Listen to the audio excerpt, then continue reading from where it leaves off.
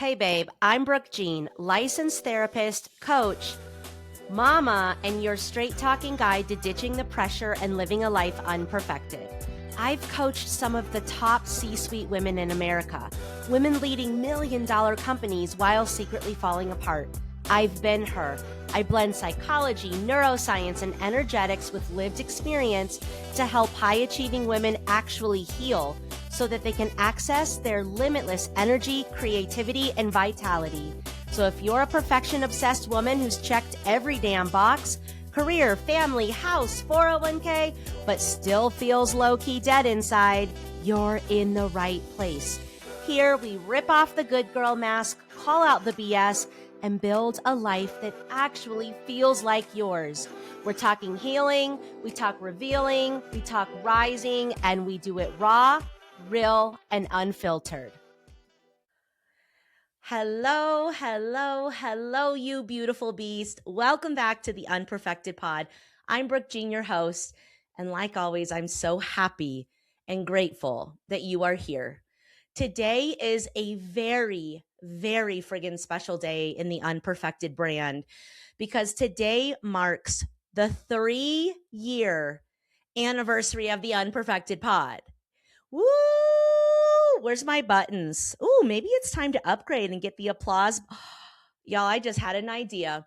Anyways, 3 years of the Unperfected Pod today. You guys, 147 episodes. This will be the 148th episode. 13,712 downloads. And we are in the top 2.5% of podcasts worldwide. And this feels so freaking special to me because I started this podcast 3 years ago because I wanted a way to express myself, right? As a therapist, I listen a lot. Well, I actually do talk a lot in therapy, and shout out to my clients because they know this. But I started this podcast because I wanted to create a safe place where wild women like me, who were passionate but messy, had a safe place to share stories, to normalize normal, to release the shame, and to ditch these ideals of what it means to be a girl, a woman, a wife, a mother, an entrepreneur, a CEO, a whatever, a leader, right? And along this journey, not only have I been able to do that, I've been able to share things with you. I've been able to teach you the stuff that I love. I've also met some extraordinary human beings. I have met some of the most badass women on this show that without this podcast, I would not have come into contact. And I want to thank you, the listener, for downloading the show, for rating and reviewing the show, for sharing an episode that landed for you with your friends, your sisters, your mother, your kids. Some of the moments that I've had in these last 3 years that are the most special are when a mother reaches out to me and says, "You have no idea how you spoke to me and the struggle that I'm going through. And not only I'm going through, my daughter is going through, and I shared it with her." Of course, the daughter isn't like 6, okay? The daughter's like 16 and up because y'all know your girl has a foul mouth. I just can't help myself. But when a mom reaches out to me and says, like, you're sharing on depression and you're sharing on anxiety and you're sharing on trauma and all of the things, you have no idea. I sent this to my daughter and it's helping us. That is everything to me. I could care less about the vanity metrics. I have to like remind myself to check. It's not that I don't value downloads and things like that. It's that I'm doing this so A, I can help myself be okay in this wild and messy life, and B, so I can help one woman at a time, because I believe in the power of one, and I believe in the ripple of good in serving one person at a time. And when I know the women that are in my age range, right? I'm 45. We are in something called the sandwich generation, where we are healing from transgenerational trauma while trying to do things different with the generation that came after us, our children. We are taking care of aging parents while raising children. And there's a lot on our shoulders. And this isn't a place that we throw a pity party. Y'all know. But this is a place where we can say out loud, this shit is hard. I'm struggling. I love my kids so much and I need a break from them. I'm questioning my marriage. I want to leave my job. This is where the midlife Betty can come and reassess her entire life. Because what I've been learning, and sorry, my voice is a little hoarse because it's been windy here in Colorado. And whenever it's really windy, my voice gets hoarse and I get all this congestion. So that's cool. That's a cool little thing that's going on. But anyways, I believe that midlife is an awakening. It's a portal.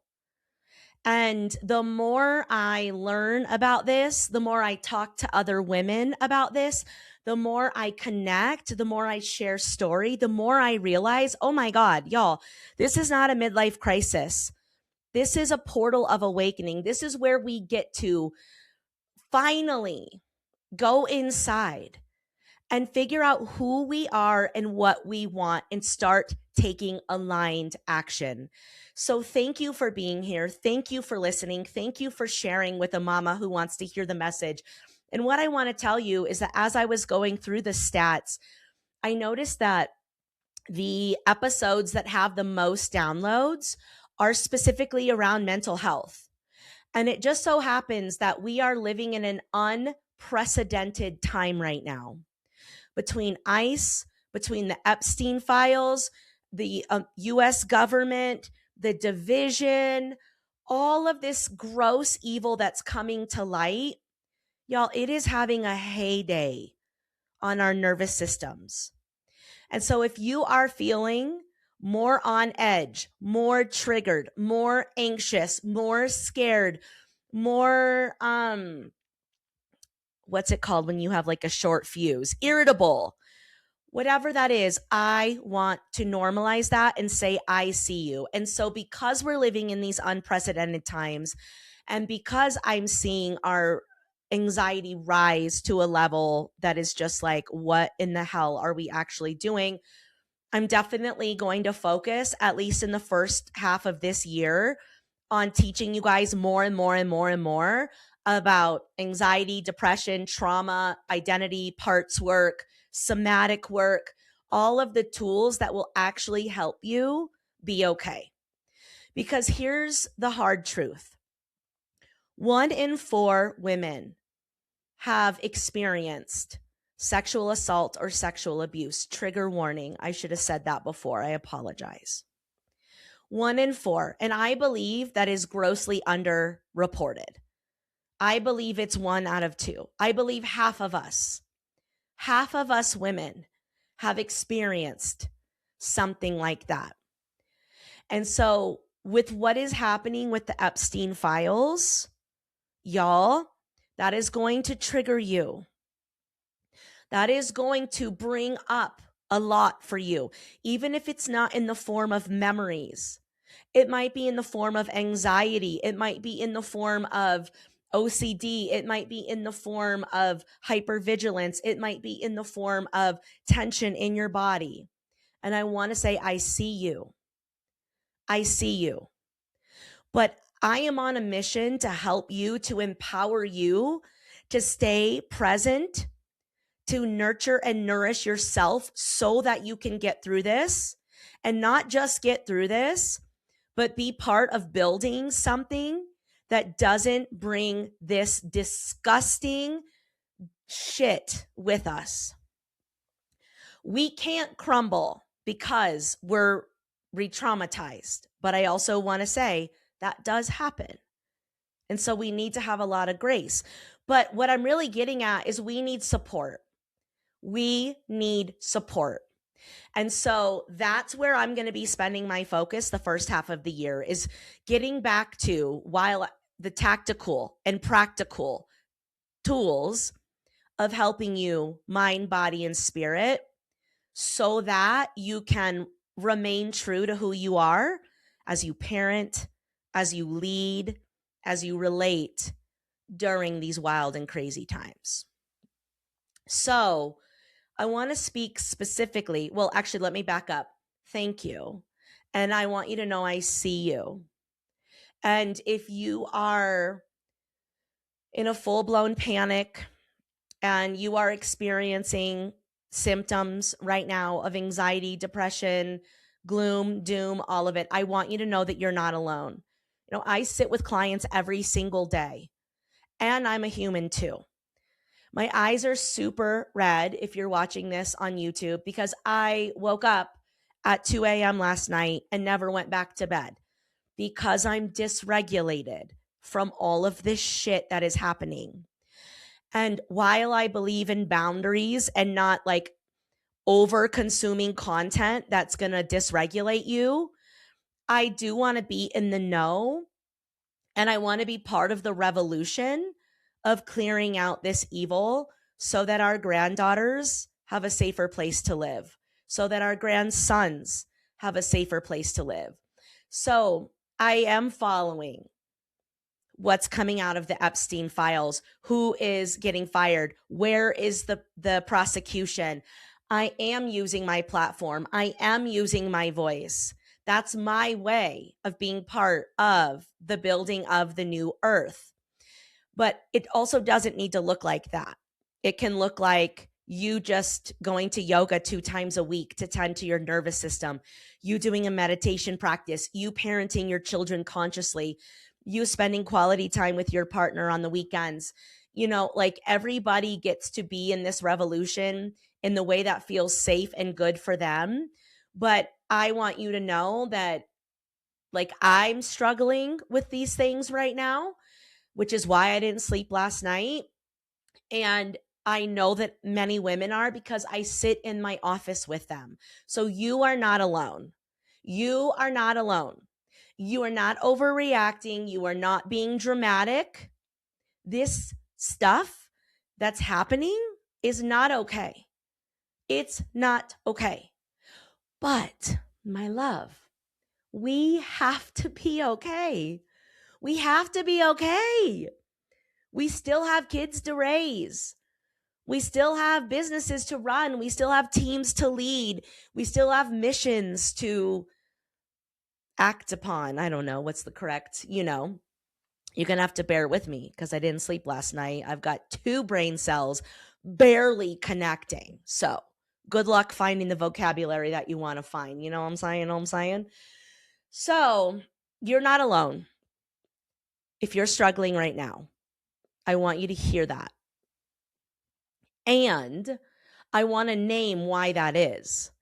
When we have a front row seat to something as atrocious as these files, and we start to see the misconduct, the abuse, the toxicity, the narcissism, the, oh my God, the racism, the homophobia, all of it. When we start to see it in one place, we can't help but see it everywhere. And it can become overwhelming to our nervous system.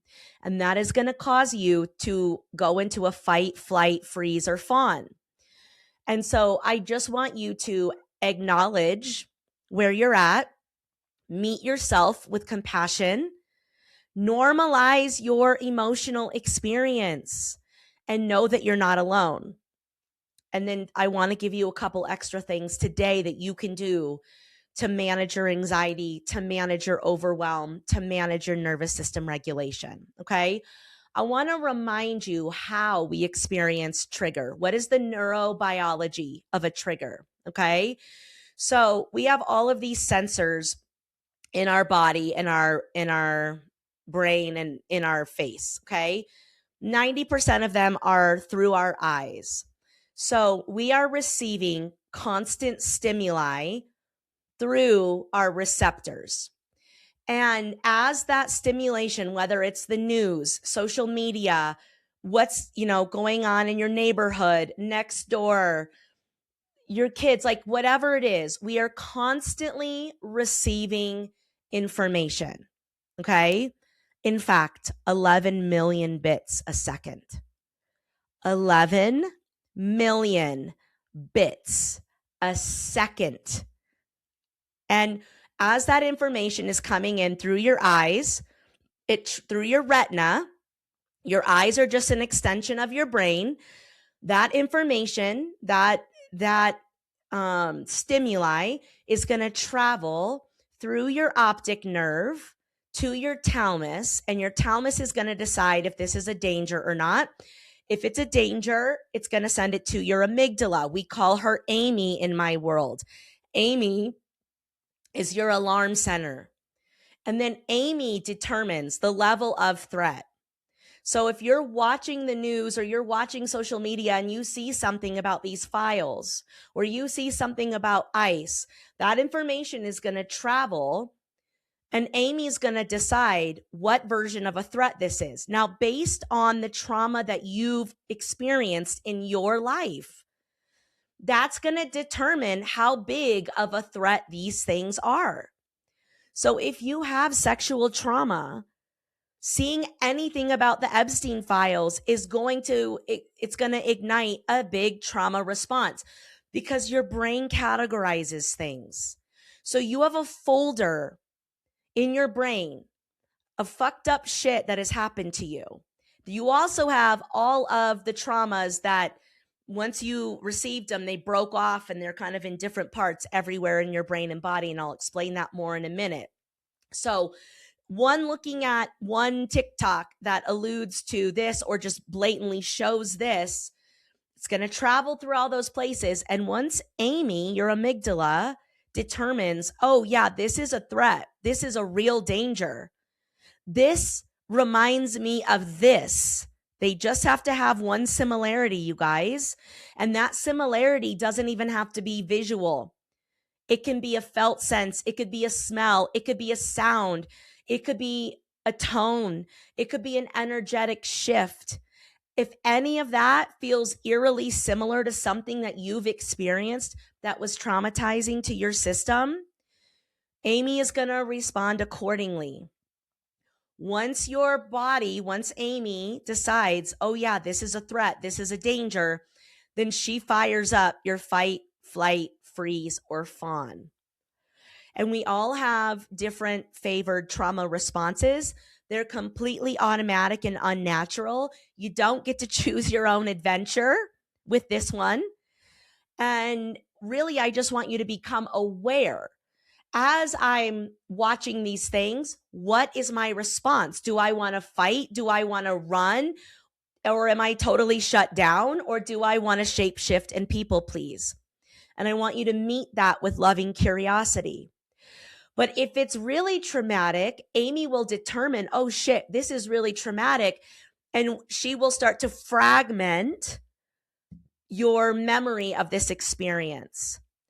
This is why traumatic memories are often not uncovered until much later. Because when you experience the trauma, you have such a level of intelligence inside of you that breaks that trauma up so you're not fully present for it. Because it would be too much for your system to be fully present for it, right? So then Amy, dependent upon what the trauma response is, she is going to fire up your nervous system. She is going to pump cortisol and adrenaline through your adrenals. And that is what we experience as anxiety, frozen, stuck, rage, irritability, depression, all of those things. So what I want you to know is that we are getting an overwhelming amount of exposure to really, really fucked up things. And that is absolutely affecting Amy, and that is absolutely affecting your nervous system. And you are probably living in some version of a trauma response more than often right now. So let's have some compassion, okay? Once you have awareness, you can actually do something to take care of yourself. You can actually tend to your nervous system, to your body, to your somatic system, to your trauma response. Okay. So the first thing I wanted to do was normalize. If you're experiencing dysregulation of any kind right now, I get it. You're human. You're a mother. You're empathic. Forget about it. Okay.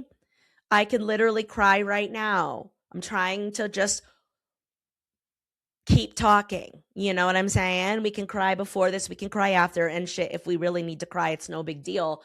But I want to normalize how many emotions are kind of coming up and out and through right now. So normalize it. The second step is name it. I'm having a reaction. Can you name what the reaction is? Is it Is it a fight? Is it a flight? Is it a freeze? Is it a fawn? What is your reaction? And what we need to know is that once we're in a trauma response or nervous system dysregulation, your thinking brain goes offline. So your rational thought goes offline. That's why just calm down, honey, is not available. Just calm down is not an option. Just get over it. Yeah, wish I could. Right? Just don't love? That's a privilege. Must be nice. No, I feel a duty to protect my daughter and my son and my grandbaby someday, right? We can't calm down because once we're in a body response, it's primitive, it's animalistic, it's strong, it's powerful. So the first step is to let the emotion up, out, and through without thinking about it. So many people think they're feeling emotion, but they're actually thinking emotion, and it's not the same. So if you notice, okay, I was watching the news this morning and now I'm starting my day at work, I have heightened anxiety. I want you to pause. I want you to breathe, and I want you to bring your awareness to where in the body you're feeling that. If you have a rage response, I want you to pause, breathe, and notice where in the body you feel that. If you're having grief come up, pause, breathe, where in the body. Then I want you to move the emotion out of your body. Okay? That looks like crying, talking, walking, slamming medicine balls, doing the somatic squeeze, pushing up against a wall, doing a primal scream in your elbow, meditating, breath work, twerking.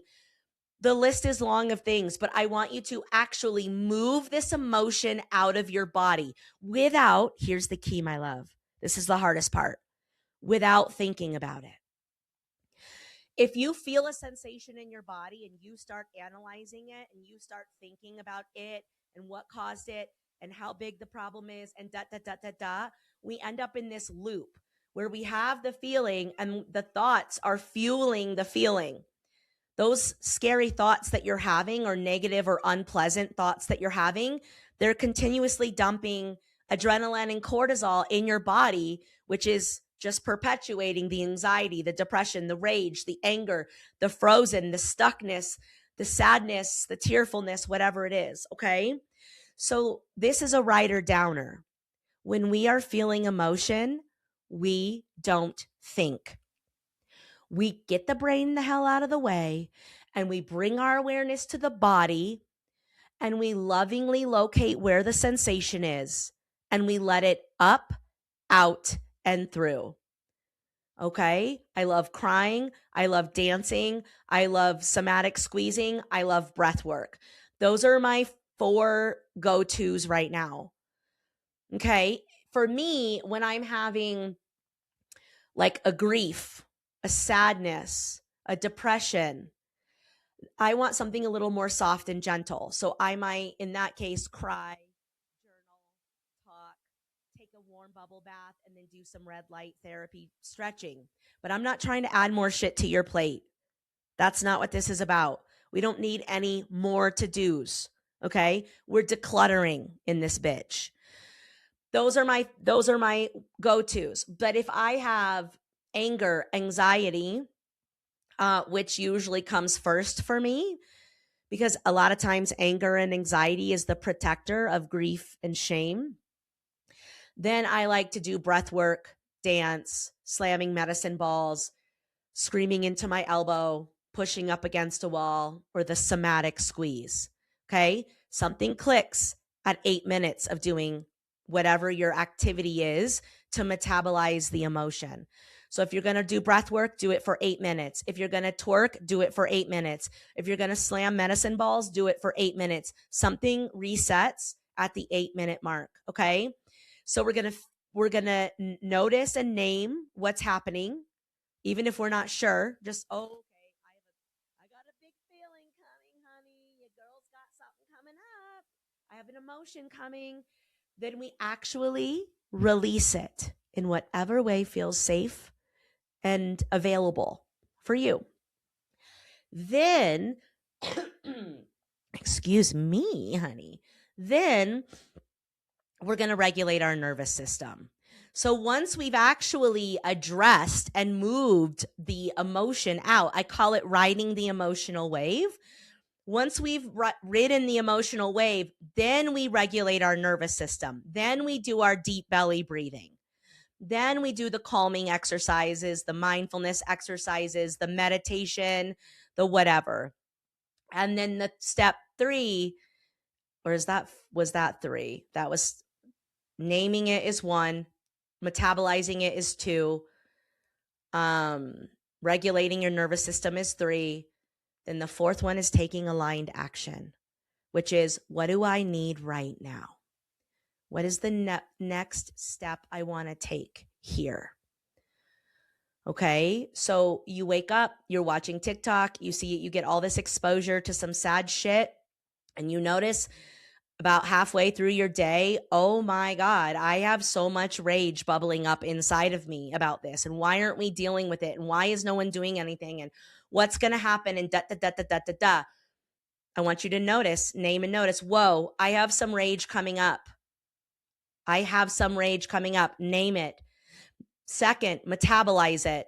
Go somewhere and do your 8 minutes of breath work, twerking, slamming medicine balls, somatic squeeze. Okay. If you're in a position where you can't do that right away, just name it, acknowledge it, take a deep breath, and in your mind, tell your body, I am going to get to this feeling as soon as it's appropriate and available and safe. I see you, body. I hear you. You have every right to feel this way. And so at lunch break or this afternoon or tonight, I will tend to you, my love. I got you. I'm revisiting this. I'm not stuffing it down. I'm not swallowing it. I'm not ignoring it. I'm not pretending. I'm not projecting. I'm acknowledging. I'm going to come back to you.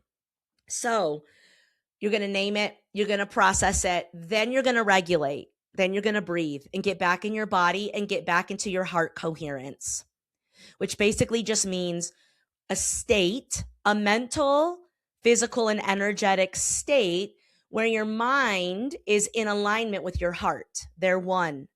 They're in harmony. They're working together. And from that heart space, we take action. And sometimes that action is nourishing yourself. Sometimes that action is loving on your babies a little more. Sometimes that action is getting online and using your voice. Sometimes that action is, calling your politicians. The action is up to you. And there is no judgment here about what your action is. A lot of moms get stuck because they feel like we have all of this stuff going on in the world and I'm not doing enough. And I'm like, listen, baby, the fact that you understand what's going on and you're choosing to try to take care of yourself and you're raising children that aren't racist and homophobes and sexist and, going to put their trauma on others, you're already part of the solution. From there, you can send heart coherence out into the field. From there, you can do something that reminds you that we are all made of love, right? You can take a step in your own self-care. All of those things matter. So it doesn't matter if your aligned action is an itty bitty baby step or running for president and anything in between. Don't not take action because you fear it's not enough. Baby, you being okay during these unprecedented times and not hardening to the point that you hate everyone and you project on everyone, that's massive. You loving on your babies, that's massive. You trying to go out in the world with a strong back but an open heart, that's huge. So I want you to know it's enough and you can do more if you want. But what I see is so many people are triggered, and rightfully so, but we're taking action from our triggered state. We're taking action from our protectors. I've done it. I'll continue to do it. I'll check myself and I'll try to come back into alignment. And this is a process that you learn. It's a muscle that you build. Oh, I'm triggered. I acted. That wasn't actually my real self. That wasn't my whole self. That wasn't my heart-led self. That was my scared self. That was my protective self. That was my angry self. Let me take a moment to breathe, come back into my body, connect to my heart, and then decide what I do next. Y'all, if we do this 4-step process, we are going to be okay. We are going to be okay. And y'all, we gotta be okay. We don't have a choice, do we? So I want to normalize the heightened, triggered right now. And I wanted to give you a 4-step process to help you manage it, to help you navigate all of it. I'm going to keep sharing tools with you, whether it's to help with your anxiety, to help you manage your mind, somatic tools, more information on brain spotting, IFS, internal family systems, all of the stuff that I have been engaging in and learning about and using in my practice. I'm going to keep sharing with you for this first 6 months of the year because I want to be of service. I see you struggling, but I think we have a job to do. I do feel deep in my bones, call me crazy. I feel deep in my bones that we are raising our frequency as a collective on earth. And when you do that, the pressure of that brings all of the density, the sickness, the disgusting shit to the surface to be dealt with. Plus, we were in the year of the snake, girl. Welcome to the new lunar year. We have finally made it. The year of the fire horse. We have shed, and bitch, baby, now it's time to run. It is time to run. It is time to remember who we are. It is time to lead with love. It is time to lead with kindness. It is time to use your voice. It is time to advocate for the things that matter so we can create a better world for our grandbabies. Mic drop. I love you. Thank you so much for being here. And take care of yourself, please. Now more than ever, we have to be okay. So I'm going to keep helping you do that, okay? All right. I love you so much. I'll see you same time, same place next week. Bye for now. Hey, babe, if you made it this far, I know you're serious about taking action and creating a life you actually love. Just by showing up, you're telling yourself and the universe, I matter. I'm ready. Let's go. So don't be surprised if things start shifting in your favor. If this episode moved you, do me a favor. Follow, rate, and review the show on Apple or Spotify, and subscribe to my YouTube channel at Brooke Jean Unperfected. It helps us reach more women, more mamas who are ready to do this work. And if something really landed, DM me on Instagram at Brooke Jean Unperfected or share a clip and tag me. I want to see what's moving through you and continue to support your journey. And hey, make sure you download my free guide, Get Unstuck. 5 therapeutic steps to take aligned action. All the links are in the show notes, and let's get you moving.